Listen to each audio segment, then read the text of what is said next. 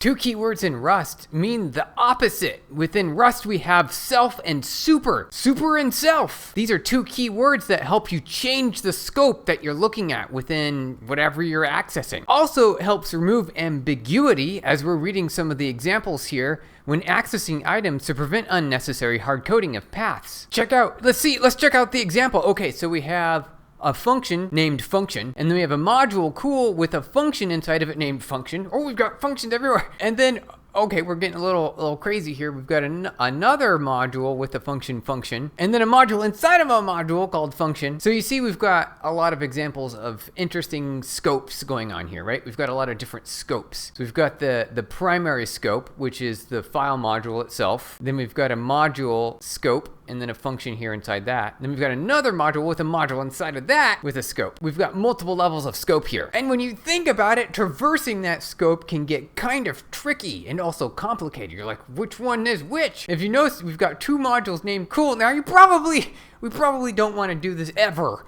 in any scenario. This is just giving you an example where you might have no choice. When you have no choice but to say you do happen to run into the scenario, you probably won't. But if you do, you will be able to access the appropriate scope based on which, because there's no way to know which one is which. How do you access which one? Well, if you're outside of this module, you'll be accessing this scope here. But if you're in here, if you're inside this module, you'll be accessing this cool module versus this one. And so it's ambiguous. Like, which one do I use? And so you might call this function here, but which function is this function? Is this function here gonna be this function definition? Or is it this function definition here? Think it's probably this function definition? I think it has to be. It must be. So we call self function and function. Are these the same or are they different? What do you think? Do you think they're the same or are they different? Well, I guess you're reading the screen. You might see the code here. It says the same result. Let's see if that's correct. Okay, so we're inside here. So now we need to see if the next two lines printed are the same. Yes and yes. Other than this caret, which is making things confusing here. All right, let's get rid of this. Okay, so we've called these two functions here. Now,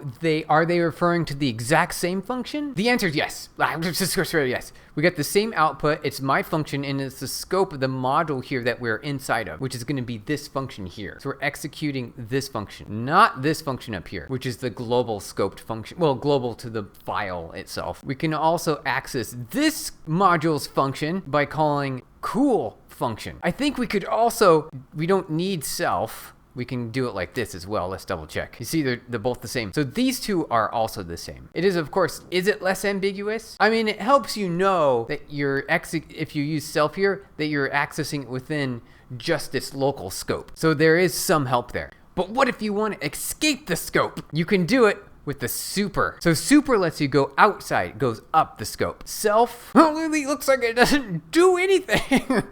Right? It's the same thing. Self keyword refers to the current scope in the module. Calling self function and calling function give the exact same result because they refer to the same function. So why would you ever need self? I guess it removes ambiguity. Well, super lets you go outside the scope. Self it doesn't do anything, right? It's like it's holding you there. It's like not going lower in a scope. It's not going upper in a scope. It's just here's your scope. It's this scope here. I suppose it does make it easier to understand that I'm accessing just my local scope. So there is some help there. Obviously, in real world, you probably won't have functions all named the same everywhere. Most likely not. Some rare edge cases, sure. It is still nice to let you know executing this pattern is a little more straightforward because you'll know that it's going to be accessing just within its local module. So there's just some, human readable benefit to this. However, super, it's really gonna help you. It's actually doing something. It says, go outside my scope. The current scope I'm in, exit and find something else that's in the upper scope. So super just says go outside the scope. So it's going to execute this function here, which just prints regular function. And we see it here. Yeah, it's called. Function is called. And for a little bonus, you could, add another layer of scope here, which is just a block, which encloses it into a new scope. And then you could use the use keyword to access the global crate, right? So you've got crate, which is sort of like the global, and then you got cool, which will be this cool here, right? Because we've escaped. This is like saying root, the very top. Crate will be the very top. Where super just says go up one level, crate says go up all the way to the very top. And then you can alias it as well, call it root function, call root function.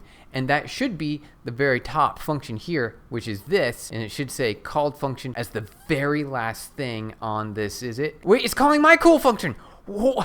Oh, right, because we're accessing the crate, then the cool module, and then the function in the cool module. Okay, so if we got rid of the cool, then we execute it. Now it should just be the roots function. Yep, there we go. This is an anonymous closure here. This block has no name, so you wouldn't be able to access it anywhere else. So if we wanted to define anything inside of here, that block is inaccessible anywhere. That would be interesting. So if we actually made like a function here, I wonder if this even works.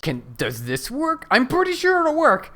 You don't usually want to do this, and I've got the dot dot dot. However, this function here, because it's inside this scope, no one will ever be able to access it because there's no way to traverse into it through a crate or a super or a self. So this is a truly hidden function. And just to check, I want to see if I can access my cool function. I want to do this. This is like how are we going to do this? We could use super. We could use some self action. We could use super.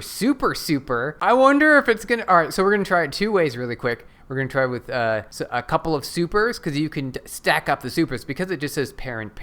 So let's try that really quick. All right, so that exits this scope. We got super. We're trying super. So we exited two scopes. We were in now we're in this scope. And we exited again. And so we have this function. So if I call it this time, it should be my function. Well, I guess that doesn't work. Russ says there's too many. I guess you have a limit of one super. So if you wanted to go up even further, there's no way to do it except there's one option. And that would be our crate, which says the top scope. So you can't super. I really wanted to. I felt like I was able to do it before, but they don't like it. It's too many leading supers. So we go crate, which is going to be the top scope. And then we say my cool function. All right, so now that should give me access to this function here, and I should see my cool function when it prints. All right, let's see if that works this time. Oh, come on.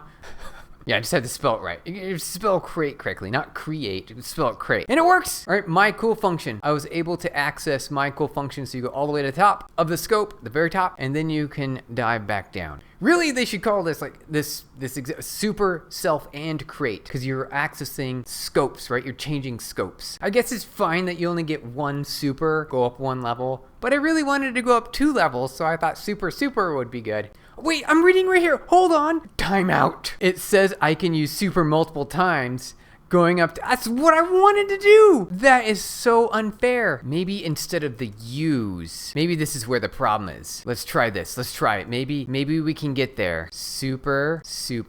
Nope, still doesn't like it. All right, well, here's an example where they say it works. Let's see here. Is it gonna work? Well, it didn't crash. So let's see here. Let's see. We can't edit this code. All right. So this pattern can work sometimes. I don't know. Well, I mean, you wouldn't really want to have to use this pattern. Like, to be honest, you don't want to have like super. You don't really want that. Though it looks like it is possible. I did want to use it just for fun, just to see if it works, because I want to see how many levels I could go up. And it might be required only from a module perspective. You can only super up so far.